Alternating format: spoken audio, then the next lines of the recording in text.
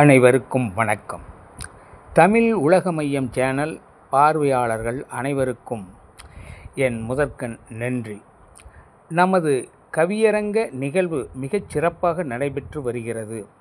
தொடர்ந்து ஆதரவு அளித்து வரும் அனைத்து கவி பெருமக்களுக்கும் எனது மனமார்ந்த நன்றியை தெரிவித்துக் கொள்கிறேன்.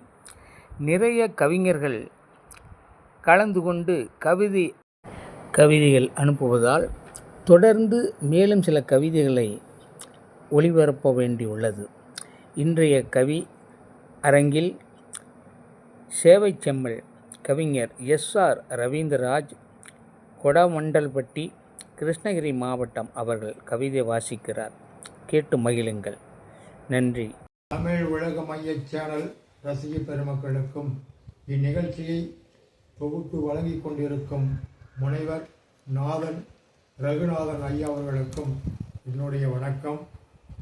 ஆவதும் பின்னாலே என்ற தலைப்பில் கவிதை வாசிப்பது உங்கள் ரவீந்திரராசு. கருவறையில் உயிர் வளர்த்த அன்னையும் பெண்ணே, காலம் என்னும் தேவதையும் பெண்ணே, முத்தமிழ் அன்னையும் பெண்ணே, முல்லை மல்லி மலர்களும் பெண்ணே, கங்கை காவிரி யமுனை நதிகளும் பெண்ணே,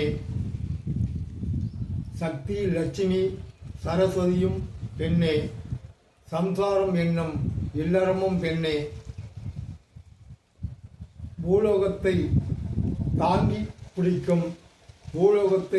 பிடிக்கும் பூமி தாயும் பெண்ணே, நல்லறமும் பெண்ணே, அனைவரின் முன்னேற்றமும் பெண்ணே, அகில உலக யாவும் இயங்குவது பெண்ணாலே, பெண்ணை போற்றி மதித்திடுவோம். நன்றி.